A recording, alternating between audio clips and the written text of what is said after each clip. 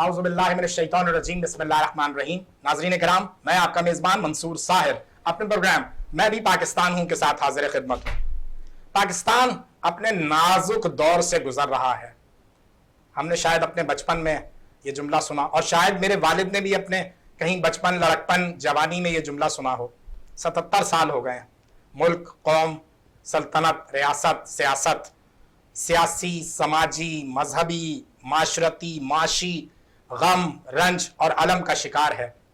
और इस माशी, सियासी, माशरती, मजहबी, माशी इस रंजो अलम को 92.97 मीटर दूर अपने नेजे की नोक से जिसने फेंका और कौम को वक्ती तौर पर ही सही लेकिन एक बड़ी खुशी फराहम की, उस फख्र पाकिस्तान, फर्जंद पाकिस्तान का नाम अरशद नदीम है।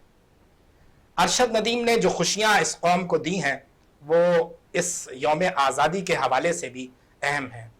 आज हम इस खास शो में अरशद नदीम को वीनस टेलीविज़न, वीनस एंटरटेनमेंट और वीनस ग्रुप की तरफ से सलाम तहसीन पेश करते हैं।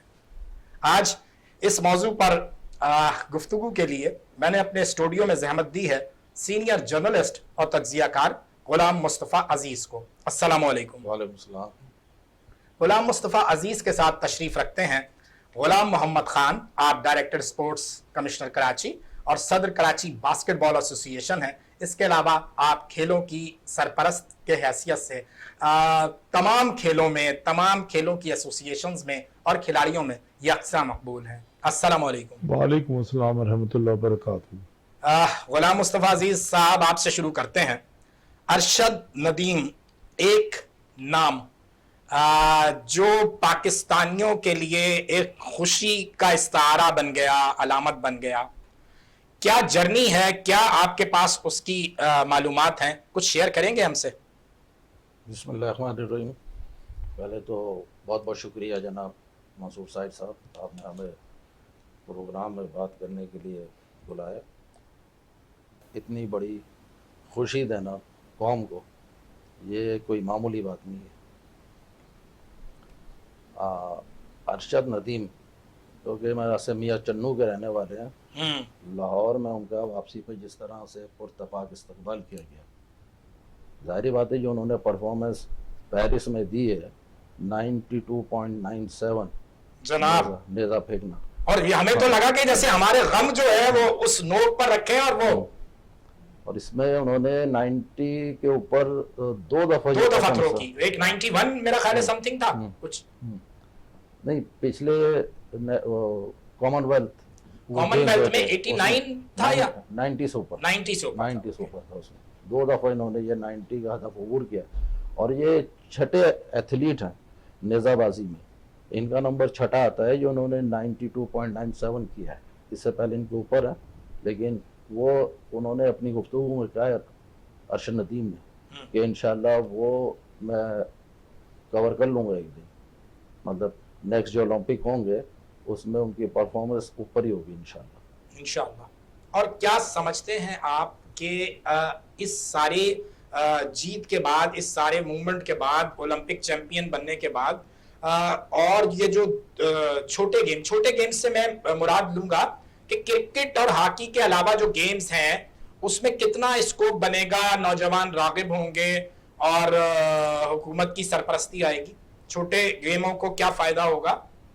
पहले तो मेरा अपनी सोच है कि क्रिकेट और हॉकी से ज्यादा जो ये ओलंपिक्स होते हैं ना, इनकी ज्यादा अहमियत होती है। बिल्कुल ठीक है। पूरी दुनिया के ममालिक के खिलाड़ी यहाँ पे मौजूद होते हैं जो अपनी परफॉर्मेंस पेश कर रहे होते हैं और उसमें गोल्ड मेडल लेना, चांदी का तमगा लेना, ब्रॉन्ज मेडल लेना अहमियत रखता है। और मतलब वो लोग जो जीतते हैं, यानी अब हम बात करें कि China, America, Australia, France, Japan, Germany, ये तो बरसा बरस इसकी रियाजत करते हैं, मेहनत करते हैं, अपने खिलाड़ियों को ट्रेनिंग देते हैं। हमारा तो कहीं दूर दूर तक कोई हिसाब नहीं होता। इसमें सबसे बड़ी बात क्या है, वो यही बात है ना कि अरशद नदीम ने नामसाइद हालात में अब अगर कंपैरिजन कर लिया जाए, जो भारत का वो नीरज चोपड़ा है, उनके पास 177 नेज़े, अरशद मजीद के पास एक नेज़ा। और वो हमारे पंजाबी में कहते हैं कख भी नहीं, वो एक भी जो है वो बड़ी मुश्किल से आया था। गुलाम मुस्तफा अजीज साहब, आपके बाद जरा गुलाम मोहम्मद खान साहब को भी दस्तक देते हैं। बड़ी रियाजत है आपकी स्पोर्ट्स के हवाले से। समझते हैं कि जो भी कुछ हुआ वो एक मौजज़ा ही है, वो कुदरत का कोई इनाम है। मतलब हमारी सरकार की तो ऐसी सरपरस्ती नहीं थी। बिस्मिल्लाहिर्रहमानिर्रहीम। पहले तो मैं वेनस टेलीविज़न ग्रुप का और मंसूर साहिर साहब आपका बड़ा मशकूर और ममनून हूँ कि आपने इस खुशी के मौके पे मुझे याद किया। मैं कमिश्नर कराची जनाब सैयद हसन नकवी साहब की जानिब से तहे दिल से अरशद नदीम को मुबारकबाद देता हूँ कि यौम आज़ादी के इस मुबारक और ख़ुशी के मौके पर उन्होंने इतनी बड़ी खुशी हमें फराम की। और साहिर साहब, आपका शुक्रगुजार हूँ कि आपके प्रोग्राम के तवज्जो से कराची शहर के का एक मैसेज अरशद नदीम को कन्वे होगा, जिस पर मैं आपका तहे दिल से मशकूर हूँ।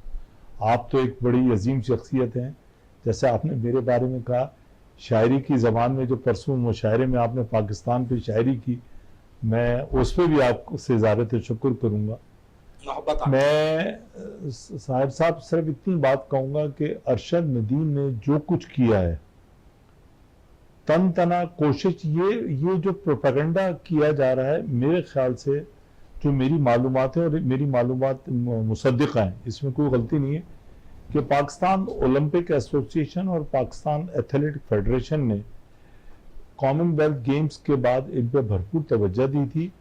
इनका इलाज कराया गया, इन पे बड़ा पैसा खर्च किया गया, इनको नेज़े दिए गए और बहुत सारी चीजें इनको फराम। वो जो मशहूर हुई बात कि एक नेज़ा था, वो एक नेज़ा भी फिर वो इस काबिल नहीं रहा था, कुछ इस तरह का। नहीं, मैं समझता हूँ कि ये बात गलत है। आपको शायद याद होगा और गुलाम मुस्तफा अजीज साहब तो इसकी तस्दीक करेंगे, जब केपीटी में फंक्शन हुआ था और केपीटी के चेयरमैन ने बुला के कॉमनवेल्थ गेम्स के ओलंपियंस, वो जो खिलाड़ी थे उनको गोल्ड मेडल से जो पैसे उनको गिफ्ट किए थे, उस वक्त अरशद नदीम को भी गवर्नमेंट ऑफ पाकिस्तान ने और प्रोविंशियल गवर्नमेंट ने कराची के मुखैर हज़रात में, पंजाब के मुखैर हज़रात में भी और बड़ा सपोर्ट किया था।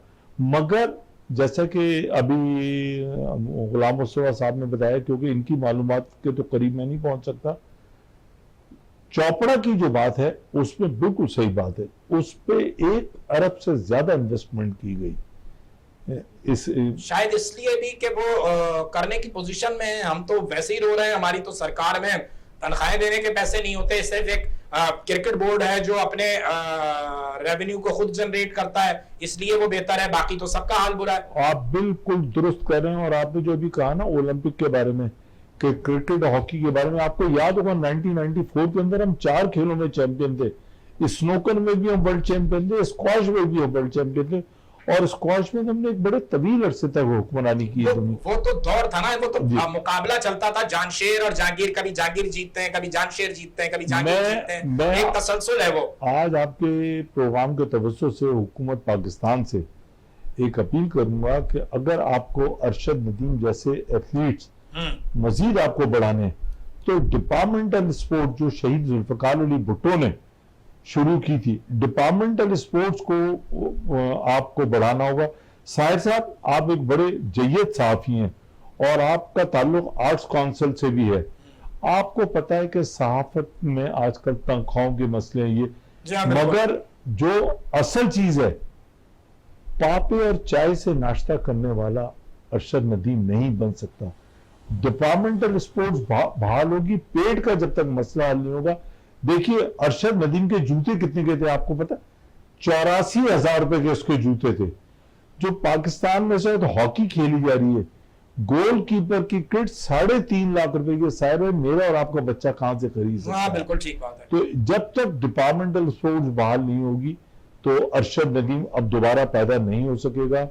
और आप एक चीज सोचें, जैसा आपने फरमाया मुस्तफा भाई ने, मियां चन्नू मेरे ख्याल से लियाकताबाद से भी छोटा इलाका है मियां चन्नू, और उसके एक प्राइमरी स्कूल में इन्होंने 8 लड़कों ने उसके ग्राउंड के अंदर कच्चा फर्श बना के और उसको डंप किया था कच्चे फर्श पे, और उससे इस लड़के ने मेहनत की।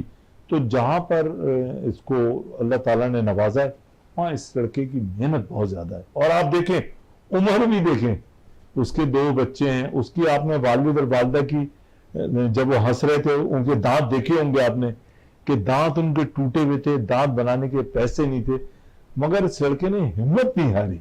बिल्कुल सही ये है, हमारे लिए बड़ी ऑनर की बात है। बिल्कुल सही है। गुलाम मुस्तफा अजीज साहब, और अरशद नदीम मुख्तलिफ खेलों में कैसे निकलेंगे? आपके पास क्या प्लान है, क्या तजवीज़ करेंगे सरकार को, कैसे बेहतरी लाई जाए? भाई मंसूर साहिब साहब, जैसे गुलाम अहमद खान साहब ने भी फरमाया, सरपरस्ती बहुत ज़रूरी है। डिपार्टमेंटल जो हैं वो स्पोर्ट्स की सरगर्मियां बहाल की जाएं। डिपार्टमेंटल भी हो, गवर्नमेंट की सतह पर भी हो, ये सरपरस्ती जब तक नहीं होगी, जब तक इनको ट्रेनिंग, आपने फरमाया जान शेरखार और जहांगीर खान में मुकाबला होता था, उनकी फिजिकल फिटनेस बहुत थी, वो रेत पे भागा करते थे, और मैंने तो सुना जहांगीर भाई तो उल्टे पैरों भागा करते उल्टा पैर भागते थे। पता नहीं वसीम अकरम के मुंह से सुना कि मैं सीधा भाग रहा था और जहांगीर खान उल्टा भाग रहा था, बिल्कुल बराबर भाग रहे थे। एक मिनट, इस्लाउद्दीन, समीउल्लाह, वसीम अकरम, जहांगीर खान को मैंने चारों को, इकबाल कासिम, मैं नेशनल बैंक में था, इकबाल कासिम मेरे हेड थे, हम जाते थे सुबह फजर के बाद, हमने इन चारों को रेत पे देखा है, और जहांगीर खान उल्टा भागता था, कोई शक नहीं। और वो दौर वही है कि ये चैंपियन थे, और जब आप उल्टा क्या सीधा भागना भी छोड़ देंगे तो फिर आप चैंपियन नहीं रहेंगे। नहीं। इस वक्त स्क्वाश की तनज़्ज़ुली है, हॉकी में, हॉकी का बेड़ा गर्क कैसे हुआ सर? आप आ गए हैं तो आपसे तो कुछ फायदा लिया जाए ना गुलाम भाई। तो ये जो जवाल का शिकार हो रहा है हमारा खेल, इसके पसे पर्दा कोई सियासत है, कोई और अवामिल हैं, सरकारी सरपरस्ती का ना होना है, आखिर वजह क्या है? ये सब बहुत सारी चीजें शामिल है, इसके अंदर कोई एक चीज शामिल तो नहीं है ना। अब बात यह है कि सिर्फ जहाँ हमारी पैरेलल 2 PHF बन जाएंगी, पाकिस्तान हॉकी फेडरेशन, तो वहां पे खेल कहाँ पहुंचेगा आपका? वो कहते हैं हम सही हैं, ये कहते हैं हम सही हैं, इंटरनेशनल हॉकी फेडरेशन हमसे राब्ते में, वो कहते हैं हमसे राब्ते में, खेलों में जा कोई रहा है, खेल कोई रहा है, अजीब। अब जब वजीर आजम मेरे ख्याल से इसके चीफ पैटर्न भी हैं शायद, यस, उनको जो है सोचना चाहिए, देखना चाहिए, फैसला करना चाहिए भाई कि इसको सही करें, कैसे करेंगे इसे, कैसे सही होगा सर? सर मैंने जो पहले बात की थी उसको मैं दोबारा दोहराऊंगा साहब, डिपार्टमेंटल स्पोर्ट्स जब तक बहाल नहीं होगी, देखिए आप मुझे चीज समझा दें, इसका एसोसिएशंस की लड़ाई से क्या ताल्लुक है? उस पे आ रहा हूं मैं, उस पे आ रहा हूं। डिपार्टमेंटल स्पोर्ट्स बहाल नहीं, अब आप देखें क्रिकेट में आप दे रहे हैं 48 लाख और 58 लाख खिलाड़ी को सेंट्रल कॉन्ट्रैक्ट पे, आप उसको वो दे रहे हैं, और जो हॉकी का प्लेयर उसको तो यौमिया जो पॉकेट मनी है वो भी नहीं दे रहे हैं आप उनको, बिल्कुल। ये दूसरी बात, ये एसोसिएशन की जो लड़ाई है ना, जो अभी गुलाम मुस्तफा साहब ने कहा, मेरी मालूमात के मुताबिक जो वो फेडरेशन है जिसके बुकटी साहब प्रेसिडेंट है, उसको हुकूमत पाकिस्तान ने तस्लीम कर लिया है। और हुकूमत पाकिस्तान, क्योंकि अभी राना मशहूद साहब आए थे, तो यहाँ पे जो यूथ अफेयर्स के प्राइम मिनिस्टर के एडवाइजर हैं, उन्होंने ये कहा था कि हम उनको तस्लीम करते हैं, जो अखबारत में भी छपा। मगर मैं इसके बावजूद ये कहूंगा, जैसे गुलाम मुस्तफा अजीज साहब ने कहा, पैरल एसोसिएशन, इसका सद्देबाब होना चाहिए। आप देखें नेशनल गेम्स अभी हुए वहां पे कोयटा के अंदर, एक बहुत बड़ा वाकया हुआ है, HEC पे पाकिस्तान बास्केटबॉल फेडरेशन ने पाबंदी लगाई हुई है, और नेशनल गेम्स में HEC को किसी भी तरीके से उसको उसमें इंक्लूड कर दिया गया। अब मुझे बताइए पाकिस्तान बास्केटबॉल फेडरेशन की क्या इज्जत रही? बिल्कुल ठीक। ये आपने ये करना है। अहमद शाह साहब, आर्ट्स काउंसिल का प्रेसिडेंट, जी जी, एक ऐसा इंसान कि उसने मेहनत करके वो इस मुकाम पे पहुंचे, और उनका मद्दे मुकाबिल कराची में इसलिए कोई पैदा नहीं हो रहा कि काम से वो ऊपर आ रहे हैं। इसी तरह पाकिस्तान ओलंपिक एसोसिएशन को, पाकिस्तान स्पोर्ट्स बोर्ड को, इनको सही और गलत को कहना पड़ेगा कि ये सही है, ये गलत है, ये सही और ये गलत है। अभी जो हॉकी में जो 2 पैरेलल तंजीमें सामने आई हैं, इनका एंड क्या हो रहा है, क्या होगा, क्या होना चाहिए?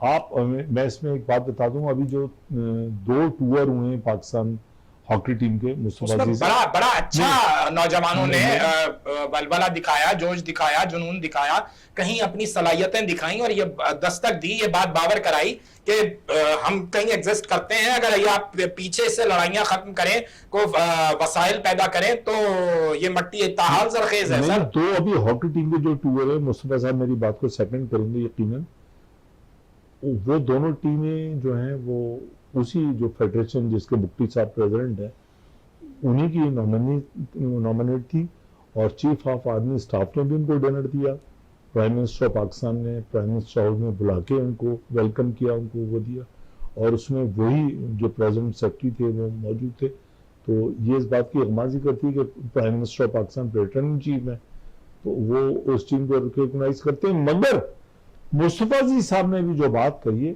इस बात को भी हमें मद्देनजर रखना चाहिए। जो वो फेडरेशन है आज बने हुए, उसको 3 महीने के करीब होने जा रहे हैं। क्यों सर? 3 आज तक उन्होंने कराची का विजिट नहीं किया, जो करना चाहिए, जो करना चाहिए, ताकि यहाँ पर आए और जो अखबारात के लोग हैं उनसे सवाल जवाब करें, गलत और सही जो भी है वो सामने आए। मगर साहिर साहब, ये आज आप अपने सीने में इस बात को दफन करें और इस प्रोपेगेंडे को आम करें कि डिपार्टमेंटल स्पोर्ट्स अगर बहाल नहीं होगी। देखिए भुट्टो साहब के दौर में, जब भुट्टो साहब प्राइम मिनिस्टर पाकिस्तान थे, आप तारीख उठा के देख लें, केडीए, केएमसी, पीडब्ल्यूडी, पुलिस, वापडा, के इलेक्ट्रिक, कराची के अंदर 28 डिपार्टमेंट थे जो स्पोर्ट्स कराया करते थे। और आप रोजाना के अखबार उठा के देख लें साहिब साहब, एक डिपार्टमेंट नहीं। इवन के national bank of Pakistan, PIA 2 बड़े पाकिस्तान, हबीब बैंक 3, यूबीएल 4, बड़े मुकाबले होते थे। मुझे याद है क्रिकेट के, हॉकी के, तो खास तौर पे चूंकि वो हमारा रुझान उस तरफ था, तो नेशनल बैंक और जो पीआईए और कस्टम, ये टॉप टीमें थी हॉकी में, इनमें मुकाबला होता था। वो आप इस्लाउद्दीन और हनीफ खान से लेकर और आरिफ भोपाली आप तक। बहुत दुरुस्त कह रहे हैं। तो ये तो आपकी मालूमात को सलाम है जनाब। उसके बाद आप जो क्रिकेट देख लें, क्रिकेट में भी हमारा यही हाल हो गया। तो ये सारे मामला आप कह रहे हैं डिपार्टमेंटल में जब स्पोर्ट्स बहाल होगा तो ये चीजें बहाल होना शुरू हो जाएंगी। सियासत को कैसे निकालेंगे? डिपार्टमेंटल में आपने बहाल कर दी स्पोर्ट्स की सरगर्मियां, वो जो सियासत है खास तौर पर, अब वो चूंकि हमारे शायद जीन में शामिल हो चुकी है, वो हर जगह अकरबा परवरी और सियासत ने नुकसान पहुंचाया है, तो उसे कैसे काउंटर करेंगे मुस्तफा अजीज साहब? साहिर साहब, बात यही है ना कि अब मेरिट के ऊपर जब तक हम वो जो है नहीं देंगे तवज्जो, ये सब चीज़ें ठीक नहीं हो सकती।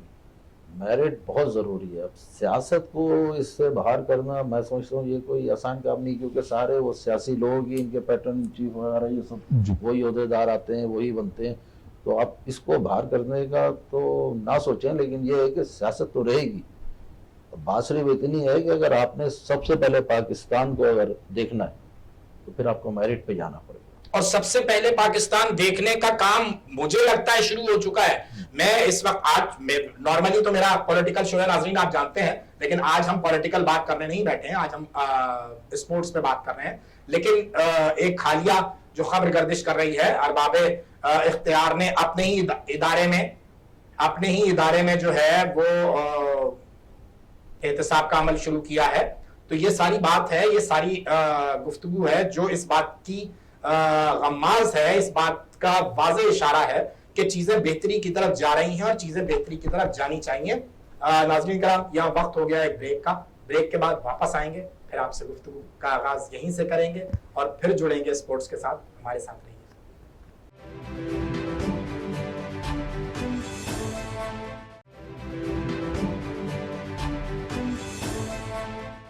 वेलकम बैक नाज़रीन।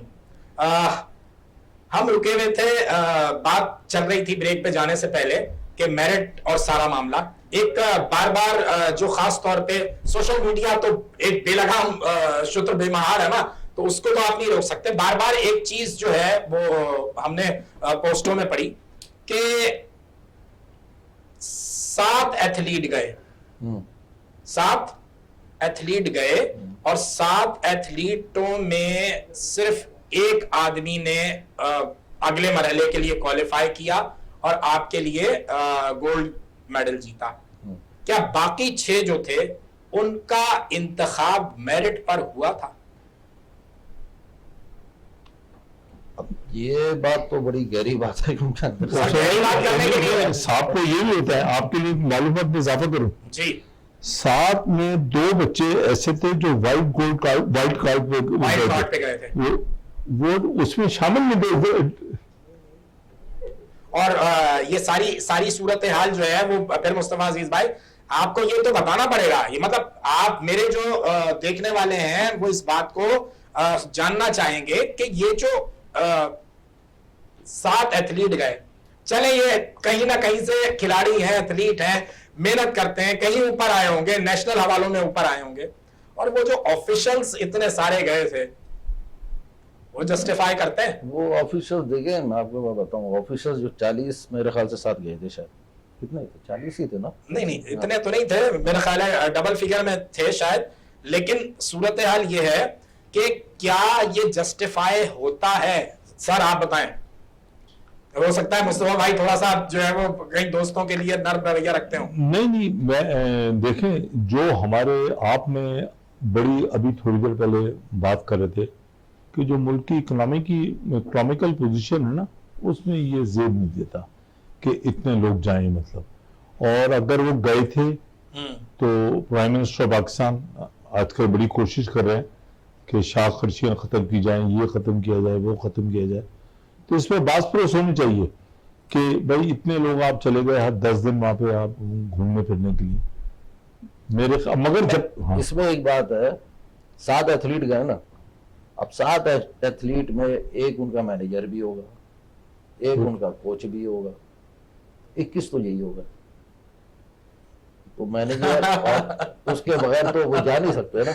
चलें जी, बिल्कुल। अच्छा, लेकिन ऑफिशियल्स तो होते ही एक अलमिया ये भी हमारे सामने रहा है कि लगभग अगर थोड़ी सी मुबालगा राय से काम ले लें हम, 2 अरब की मुसलमानों की आबादी है, और हमारे जो इस्लामी ममालिक हैं उनकी तादाद 50+ है, मेरा ख्याल है 52, 53, 54। अब जब हम ओलंपिक के गोल्ड मेडल्स पर नजर डालते हैं और नीचे आते हैं, हिसाब किताब करते हैं, तो मेरे पास जो आदाद शुमार आए हैं, सिर्फ 5 गोल्ड मेडल हमने लिए। 2 अरब की आबादी, 50 से ऊपर इस्लामी ममालिक और 5 गोल्ड मेडल, तो कहीं ये फील नहीं होता कि हम तालीम हो, सेहत हो, स्पोर्ट्स हो, साइंस हो, सब में कहीं पीछे रह गए हैं? गुलाम भाई, आपने तो इस दश्त की सयाही में बड़ी उम्र गुजारी है, कहीं फील होता है कि हम कहीं सिर्फ हम नहीं, मतलब मजमूई तौर पे उम्मा जो है वो कहीं किसी और ट्रैक पर है? गो कहीं ये इससे हवाला नहीं है, लेकिन अब निकला है ज़िमनी सवाल, तो मैंने आपसे पूछ लिया। मुस्लिम उम्मा जो है, आप देख रहे हैं कि एक साल में कुछ 40,000 से ज्यादा शहादतें हुई हैं। यही कह रहा हूं कि हमारे पास तो सिर्फ वही, मैं ये बात करना नहीं चाहता था कि हमारे पास तो सिर्फ जंग जदाल का हवाला रह गया, हम मर रहे हैं, कट रहे हैं, कहीं हम आगे नहीं आ रहे। नहीं, हम थोड़े से इस मसले पे कोई शक नहीं कि हम मुश्किलात का शिकार है। आपको याद होगा अयूब खान साहब का दौर, अगर आप रिकॉल करें, नहीं सर, आरसीडी कप होता था हर खेल का, तुर्की, पाकिस्तान और ईरान के दरमियान होता था अयूब खान साहब के दौर में, और नेशनल स्टेडियम आरसीडी कप होता था। आरसीडी हाईवे भी बनी थी इस्तांबुल तक, कराची, बाया, तेहरान, ये एनीवे। तो आरसीडी कप होता था जिसका फुटबॉल टूर्नामेंट होता था नेशनल स्टेडियम में, और हॉकी, क्रिकेट, एथलेटिक, ये वो कई गेम्स होते थे उसमें। फिर आपको याद होगा इस्लामिक गेम्स का भी सिलसिला शुरू हुआ, वो इसीलिए ये जो आपने आज आपने जो बात की, ये सोच अब ये बढ़ने अच्छा, फिर यही हुआ ना, फिर यही हुआ कि हमारे ट्रैक्स मुख्तलिफ हो गए, हमें भटका दिया गया, हमें तारीम तरक्की इस सिंध से हटाकर तुम लड़ लो आपस में और बस ये इसी तरफ। खैर, चूंकि मौजू नहीं हमारा, मुस्तफा भाई, बांग्लादेश की टीम आ गई है पाकिस्तान, तो अब ये टेस्ट सीरीज होने जा रही है, आपकी मौजूदगी का फायदा उठाऊंगा। बताइए क्या रिजल्ट देख रहे हैं, क्या मामला देख रहे हैं, और चूंकि वर्ल्ड चैंपियनशिप का हवाला है ये, तो क्या क्या आपको बेहतरी नजर आ रही है इस वक्त टीम में? क्योंकि क्रिकेट में बात की, अगर हम स्पोर्ट्स का प्रोग्राम खत्म कर देंगे तो बनती नहीं है ना। भाई क्रिकेट में तो यह है कि पाकिस्तान टीम इस वक्त अच्छी पोजीशन, क्रिकेट में पाकिस्तान की टीम इस वक्त अच्छी पोजीशन में है टेस्ट मैच के हवाले से। लेकिन ये है कि पिछला जो वर्ल्ड कप हुआ था उसमें जाहिर बात है थोड़ा बहुत लैप्स रह गया था। सर वो देखें, थोड़ा बहुत ना करें, मुझे तो आज तक जो है वो इंडिया वाली हार जो है वो हजम नहीं हुई है, वो यहीं कहीं अटकी हुई है। मसला ये है, देखें स्पोर्ट्स खेल होता है, आप वो बार बार एक बात की जाती है, हमारी कौम की तरफ से बार बार एक बात की जाती है, हाथ जोड़ के की जाती है, और वो क्या कहते हैं सोशल मीडिया पे पत्थर मार के सर फोड़ के की जाती है, लड़के हारो किसी को तकलीफ नहीं होती, दिखता है, पता चलता है कि हाँ जी आपने मेहनत की, आखिरी बॉल तक लड़े और फिर कोई 19-20 हो गया। वो जो इंडिया से हम हारे, खुदा की कसम मुझे हजम नहीं होती। इंडिया से तो मैच हारना नहीं चाहिए था, निकालना चाहिए था वो मैच। लेकिन ये पाकिस्तान मेहनत तो बहुत करता है लेकिन आखिर में गेम को फिनिश नहीं कर पाता। इसमें सियासत का आंसर कितना था गुलाम भाई, बता दें आज। नहीं देखें, अभी जो पाकिस्तान टीम अनाउंस हुई ना बांग्लादेश के खिलाफ, जो शान मसूद की क़यादत में, आप देखें वो जो कहा जा रहा था ना कि ऑपरेशन होगा, ये होगा, वो होगा, उस पाकिस्तान टीम में से कोई मेजर चेंज तो नहीं आया है। वो बाबर आजम वगैरह सब इस टीम में मौजूद है, और मुस्तफा भाई चूंकि जर्नलिस्ट है और बहुत बड़े, इन्होंने इस बात को कहा है कि पाकिस्तान टीम अच्छी पोजीशन में। देखिए मैं आपको एक अर्ज करूं साहिर भाई, जी। मेरा स्पोर्ट्स से चूंकि बड़ा वाबस्तगी है, क्रिकेट के अंदर ही नहीं हर खेल में बाज जगह किस्मत का मलदखल होता है। सही, वो ओलंपिक था नहीं, वो वर्ल्ड कप था इसका अभी याद है, अर्जेंटीना का वर्ल्ड कप था, कर्नल जफरी मैनेजर थे, तो नहीं हॉलैंड में हुआ था वर्ल्ड, मुझे याद नहीं आ रहा, आ जाएगा भी ज़हन में। वर्ल्ड किसकी बात कर रहे हैं? हॉकी का world cup, last world cup था। अगर जापान हॉलैंड को हरा दे तो पाकिस्तान टीम सेमीफाइनल क्वालिफाई कर लेती। अच्छा। अगर हरा दे तो जापान की टीम जो थी ना वो किसी जगह पे भी नहीं बनती थी, कोई तुक नहीं था। तो कर्नल जफरी साहब ने लड़कों से कहा कि यार खरीदारी वगैरह कर लो, कल डिपार्चर है, तो बनता ही नहीं है कि नहीं है ना, ये सवाल ही पैदा नहीं होता। लड़के चले गए खरीदारी करने के लिए, उन्होंने देखा टीवी चल रहा था हॉकी का मैच, तो 2-3 लड़के खड़े हुए, आखिरी मिनट था वो, जापान ने गोल कर दिया हॉलैंड के खिलाफ, हॉलैंड टूर्नामेंट से बाहर हो गया, पाकिस्तान सेमीफाइनल में आ गया और पाकिस्तान वर्ल्ड कप का चैंपियन हो गया। फिर आप 84 वाली बात कर रहे हैं? 84 नहीं, वो तो 84 ओलंपिक था। अच्छा, ये मैं कर रहा हूँ 78-76 की बात, 76 इस वक्त की बात। अच्छा, बात ये 1992 का वर्ल्ड कप, पाकिस्तान टीम के उस वक्त के प्लेयर देख लें, और ये जो टीम थी जो भी हारी है, उस टीम के अंदर क्या प्लेयर थे, जो कप्तान थे वो खुद जख्मी थे, वो टीम पहले 3 मैच हारी है, बाद में वर्ल्ड चैंपियन हो गई। तो यहाँ किस्मत का भी कोई थोड़ा सा मलदखल होता है, और किस्मत मेरा ख्याल है हमारे साथ ही रहती है। खैर चले बांग्लादेश की सीरीज पे आते हैं। मुस्तफा भाई, क्या कॉम्बिनेशन जो बना है, आप मुझसे मुतमईन है, जो आप बैटर्स खिला रहे हैं, जो आप ओपनिंग किसको करते हुए देख रहे हैं टेस्ट मैच में, जरा सा कुछ थोड़ी सी निशानदेही कीजिए। ओपनिंग के लिए तो मेरे ख्याल से जो आपकी पुरानी जोड़ी है वही रहेगी। अच्छा, आप टेस्ट मैच में किससे ओपन करवा रहे हैं? टेस्ट मैच में तो ये मेरे ख्याल से आपका, अब मेरा अपना जाती ख्याल है जी कि शान मसूद और मोहम्मद रिजवान से करानी चाहिए। शान मसूद और मोहम्मद रिजवान से टेस्ट मैच में आप ओपन करा रहे हैं? ओपन करानी चाहिए। और ये जो आप साइम अयूब को डाला है, और मेरा ख्याल है हारिस भी टीम का हिस्सा है। टीम का हिस्सा है, साइम अयूब भी है। गुलाम भाई, आपकी क्या लाइन बनती है? आप किन बैट्समैन पर जो है वो आप फोकस किए हुए हैं, किन पर एतमाद दिखा रहे हैं इस टेस्ट सीरीज? देखिए ऊपर के जो 5 बैट्समैन है ना पाकिस्तान, आप ये देखिए इस टीम के सिलेक्शन पे कोई तनकीद नहीं हुई है। इट मींस के ये वही लड़के हैं जो परफॉर्मेंस देके यहाँ तक पहुंचे।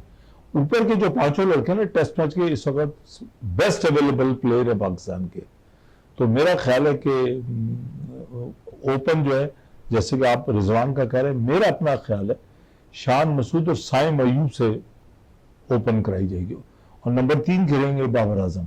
ठीक है। ये मेरा अपना ख्याल है, बाकी लाइनअप चेंज हो सकती है। और साइम अयूब के हवाले से आप समझते हैं कि टेस्ट मैच वाली उसमें है क्वालिटी, वो उस टेम्परामेंट का खिलाड़ी है, क्योंकि वो जैसे ही शॉर्ट बॉल आएगी उसने लाजमी टांग उठा के हुक करना है वो। नहीं तो टेस्ट मैच में तो सबर के साथ थोड़ा विकेट पे स्टे करना पड़ता है ना जी। तो वो साइम अयूब में ये क्वालिटी तो है बहरहाल। अच्छा। हाँ, ऐसा नहीं है कि वो हर बॉल को जो है वो आएगी शॉर्ट बॉल तो वो उसको हुक करेगा, ऐसा नहीं। और मिडिल ऑर्डर में आप क्या देख रहे हैं गुलाम भाई? जैसे आप बाबर के बाद, चूंकि अब सरफराज भी टीम में वापस आया है, तो क्या आप देख रहे हैं कि सरफराज मिडिल ऑर्डर में होगा, हुरैरा मिडिल ऑर्डर में होगा। अब रिजवान को क्यों होगा? सरफराज टेस्ट मैच का अच्छा बैट्समैन है। हाँ, मैं ये जुमले ही तो दिलवाना चाह रहा हूं। सरफराज की जो जगह बनती है वो एज विकेट कीपर बनती है, टेस्ट मैच के लिए एज जो है बैट्समैन बनती है, ऑलराउंडर। सरफराज की आप जहां तक बात कर रहे हैं ना, अभी तो प्लेइंग 11 का जो है मालूम ही नहीं है ना, अभी तो प्लेइंग 11 कौन सी होगी। मैं यही कह रहा हूँ, क्या सरफराज की जगह बनती है? सरफराज की जगह तो बननी चाहिए, अगर नहीं भी बनती है मतलब ये तो है ही नहीं सवाल कि उसकी क्या उसकी जो है बनती जगह। सरफराज जो है ना वर्ल्ड लेवल का यह बैट्समैन है, बैटिंग भी बहुत अच्छी करता है। आपने उसकी लास्ट परफॉर्मेंस आपके सामने, उनकी सारी की सारी। विकेट कीपर में यह है कि थोड़ा सा वो कहीं ना कहीं झोल मार देते हैं सरफराज, लेकिन जगह तो बहरहाल उनको देनी चाहिए। और अगर वो नहीं होंगे तो रिजवान को आप विकेट कीपिंग करते हुए देख रहे हैं, या रिजवान एज बल्लेबाज शामिल होंगे और विकेट कीपर आप सरफराज को देख रहे हैं? ऐसे ही होगा जी गुलाम भाई। मैं समझता हूँ वर्ल्ड का जो हारिस है विकेट कीपर, ये सीरीज इतनी मुश्किल सीरीज नहीं होगी, होम सीरीज और इतनी मुश्किल भी नहीं होगी। उसको हारिस को ये रिजवान की जगह हारिस को अगर ये फेवर ट्राई करें तो कोई, मगर सरफराज जो है वो टेस्ट मैच का हिस्सा होंगे और होना चाहिए। अगर हम इस तरह कर लेते हैं कि हारिस को हम एज विकेट कीपर खिला लें और वो नंबर 6 पर आ जाए, कोई हर्ज नहीं है। अगर हम साइम अयूब को खिला रहे हैं, आप साइम अयूब को डाला आपने, शान मसूद को डाला, उसके बाद बाबर आजम आ गए, फिर अल्लाह आपका भला करे रिजवान या साहबजादा फरमान और वो फरहान, एक और नाम, एक और नौजवान हुरैरा को डाला है। तो इसमें बीच में कहीं कोई जगह बन रही है, यही तसलसल चलेगा? साइम, शान, बाबर, रिजवान, सरफराज भाई तो और फिर हारिस और उसके बाद फिर टेल, यही होगा। तो इसमें कोई मतलब अब बात यह है ना, 3 विकेट कीपर तो जो है नहीं खिला सकते। पाकिस्तान टीम में एक दफा दो विकेट कीपर खेले, राशिद और मोइन खान। सर कई बार ऐसा हुआ है मेरा ख्याल है। नहीं, एक ही दफा हुआ, राशिद मोइन खान खेले, Moin Khan as a batsman खेले थे, राशिद विकेट कीपर खेले थे। दोनों बैट्समैन भी अच्छे थे दोनों। मोइन खान पे उसमें दोनों खेले थे। किसमें? सरफराज भी खेला था मेरे ख्याल से और रिजवान भी खेला। अभी बिल्कुल सही कह रहे। तो सरफराज जो है विकेट कीपिंग कर रहे थे, रिजवान फील्ड में थे। और बॉलिंग अटैक में आप क्या देख रहे हैं, कैसा देख रहे हैं? बॉलिंग अटैक तो वही होगा जो है, बॉलिंग अटैक तो आपके सामने है, वो अनचेंज है। और उसमें कोई आपके पास अभी जो आप चूंकि डोमेस्टिक पे भी नजर रखते हैं, डोमेस्टिक में कोई नया लड़का आप देख रहे हैं ऊपर आता हुआ अगले वक्तों में? अभी तो फिलहाल हैं बहुत सारे, लेकिन मेरिट की बात आ जाती है, फिर मेरिट पे जाना पड़ेगा आपको। वो मेरिट 100% मेरे ख्याल से नहीं है। अच्छा, और जो सूरत हाल है वो उसमें आपका बॉलिंग अटैक जो इस वक्त टीम आ रही है बांग्लादेश की, उसको काउंटर करने के लिए काफी होगा, या बांग्लादेश आपको कहीं टफ टाइम देता हुआ महसूस होता है? मेरा नहीं ख्याल कि बांग्लादेश जो है पाकिस्तान को टफ टाइम दे सके। अभी तो ये भी तो मसला है ना, भी टीम का आना। कल में जो अखबार में मैंने खबर पढ़ी कि पाकिस्तान क्रिकेट बोर्ड उनसे राब्ता कर रहा है, वो राब्ते में ही नहीं है, उनका बोर्ड राब्ते में नहीं है। ताज़ा तरीन मेरे पास जो इत्तलात है वो ये है कि 2-4 दिन यहाँ स्टे करेंगे और अल्लाह आपका भला करे प्रैक्टिस करेंगे नेट पे, और अपनी जो भी वहाँ नहीं कर पाए, जो भी उनके हालात थे, वो हमारा मौजू नहीं है। तो बहरहाल हमने अपने गुड जेस्चर में उनको कहा कि जी। 2 दिन पहले आ जाएं, 13 को आ जाएं, 14 को आ जाएं, 15 को आ जाएं, आप अपनी सहूलत से आ जाएं, हम आपको जी, जी। जितनी भी लॉजिस्टिक्स है वो फराम करते हैं। ये उनकी बैटिंग में डेप्थ आप देख रहे हैं, कहीं कोई हिलता हुआ कोई लड़का आपको ऐसा महसूस होता है कि जो हमारे मुश्किल डाल सकता है बॉलर्स के लिए? शकीब आ रहा है, शकीब तो एक मुशफिकुर रहीम है, उसके अलावा लिटन दास है, ये तो उनके 2 प्लेयर जो है ना इस वक्त पॉलिटिकली तौर पे थोड़े से मुश्किल में आए हैं। जी जी, एक शकीब था और एक वो एक्स उनका फास्ट बॉलर था कभी कप्तान अशरफी मुर्तजा। अच्छा जी, तो मुश्किल में है तो टीम अभी थोड़ा सा वो झटका खाई हुई, मगर पाकिस्तान टीम अच्छी है। पाकिस्तान को आप समझते हैं? पाकिस्तान टीम बेहतर है Pakistan as compare to Bangladesh के और मुकाबले। मोहसिन नकवी साहब को इस बात पे मैं इज़हार तशक्कुर करूंगा कि उन्होंने ये जो बांग्लादेश को ऑफर किया है कि आप 3 दिन पहले आ जाएं, 4 दिन पहले आ 17 को जाएं, आना तो वैसे तो हाँ 17, तो हम उसके लिए आपकी पूरी मेजबानी के लिए तैयार हैं। ये बड़ा अच्छा कदम है, मतलब ये बहुत अच्छा कदम है। और आप समझते हैं कि जो क्रिकेट का बेसिक हुस्न है, ये जो टेस्ट क्रिकेट का हवाला है, हमारे बैट्समैनों में वो टेम्परामेंट आप महसूस करते हैं कि या वो जो एक वनडे क्रिकेट और T20 क्रिकेट की बहुतात है, उसने कहीं क्रिकेट के बुनियादी हुस्न को मजरू किया है? बिल्कुल किया। अब जो आप T20 खेल रहे हैं, T20 आप इतनी स्पीड से खेल रहे होते हैं कि फिर आपको 50 ओवर्स का मैच खेलना मुश्किल पड़ जाता है बाज़ दफ़ा। 40 ओवर में पूरी टीम आउट हुई भी होती है। जब 40 ओवर में पूरी टीम आउट हुई होती है तो टेस्ट मैच तो आपने जितना विकेट पे स्टे करेंगे उतना ही अच्छा खेल पाएंगे, उतनी अच्छी बैटिंग होगी। अभी आप विकेट पे स्टे ही नहीं कर पाएंगे, बैटिंग कैसे होगी? लेकिन अभी हम पिछले सीरीज में नजरों से गुजरी गुलाम भाई, तो इंग्लैंड ने जो है वो टेस्ट मैच में भी जो है वो बहुत ही जरहाना खेल खेला है। मतलब ये जरूरी तो नहीं है कि मतलब अगर आप हिट करने की पोजीशन में हैं, टेस्ट क्रिकेट का जहां तक हमने समझा है टेस्ट क्रिकेट को, कि हर उस बॉल का इंतजार किया जाता है जिसमें आप हिट कर सकते हैं। तो अब जो जदीद क्रिकेट है उसमें आप खुद से हिट करने जा रहे हैं बजाय उस बॉल का इंतजार करने के, तो ये तो बेहतरी आएगी। इस तरह तो टेस्ट मैच का क्राउड बढ़ेगा। आपने अभी अपनी गुफ्तगू में फरमाया कि क्रिकेट का हुस्न टेस्ट क्रिकेट है। जी हाँ। तो इंग्लैंड ने जो भी क्रिकेट खेली, जिस चीज की आप अभी फरमा रहे हैं कि तेज क्रिकेट उन्होंने टेस्ट क्रिकेट में खेली, टेस्ट क्रिकेट में मैं नहीं समझता कि वो इंग्लैंड ने कोई अच्छा किया, मेरा ख्याल है। अच्छा। क्योंकि टेस्ट क्रिकेट जो है ना वो पेशेंट की क्रिकेट है। सही। कहीं तेज खेलना है, कहीं स्लो खेलना है, मैच बचाना है, मैच जीतना है, दोनों ही बातें। याद होगा आपको कराची टेस्ट मैच के लाहौर टेस्ट मैच इंडिया का 1979 के अंदर, कि कपिल देव जो थे वो 6-7वें स्टंप पे गेंद कर रहे थे, और टेस्ट मैच था टी के बाद हमने 125 चेस करने, तो उस जमाने में 20 ओवर होते थे टी के बाद।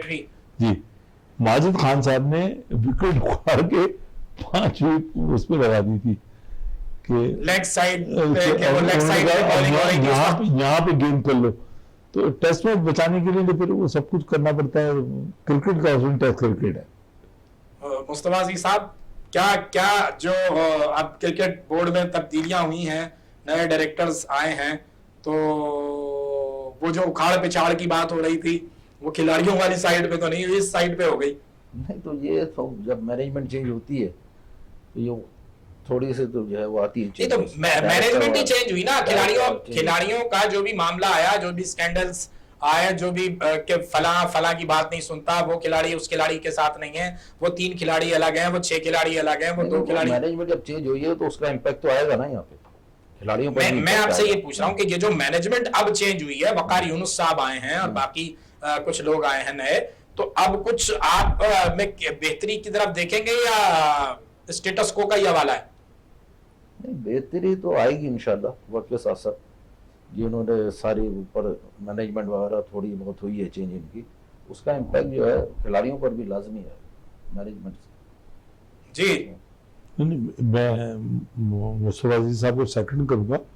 वो एडमिनिस्ट्रेशन जो चेंज हुई है उसका फर्क आएगा, मगर एक बड़ी खुशी की बात है, वकार यूनुस साहब एक झांदीदा क्रिकेटर है, बड़े सीनियर क्रिकेटर हैं, और दुनिया के चंद बड़े क्रिकेटर्स में उनका नाम कोई शक नहीं, कोई दो राय हो ही नहीं सकती। लेकिन क्या एक क्या एक बहुत अच्छा क्रिकेटर, बहुत अच्छा बॉलर या बहुत अच्छा बैट्समैन या बहुत अच्छा ऑलराउंडर एक बहुत अच्छा मुंतजिम भी हो सकता है, एडमिनिस्ट्रेटर भी हो सकता है? क्यों नहीं हो सकता? रमीज राजा थे, रमीज राजा ने बोर्ड को बड़ा अच्छा चलाया, कोई शक बात नहीं। रमीज राजा में तीनों क्वालिटियां थी, हाईली एजुकेटेड आदमी थे, क्रिकेटर बहुत बड़े थे, फैमिली बैकग्राउंड भी था, शरीफ और नफीस इंसान थे, उन्होंने क्रिकेट बोर्ड को बड़ा अच्छा चलाया।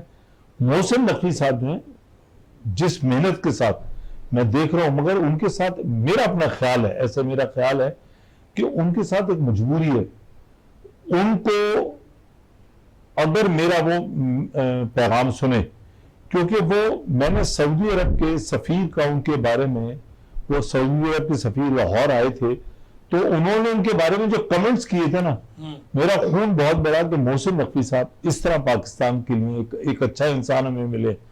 मोहसिन नकवी साहब इसको छोड़ दे, वजारत दाखिला को।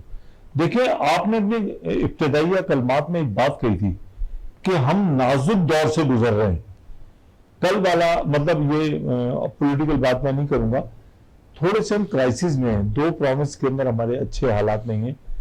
तो मोहसिन नकवी साहब वजीर दाखिला है और इन्होंने पंजाब जो केयरटेकर गवर्नमेंट की हैसियत से चलाया ना, साहिब साहब मैं बड़ा वाज़ेह अल्फाज में कहूंगा जी जी जी कि इन्होंने पंजाब अपने केयरटेकर गवर्नमेंट में बड़ा आला किस्म का चलाया। रात को 3-3 बजे इन्होंने अस्पतालों में जाकर बहुत अच्छा,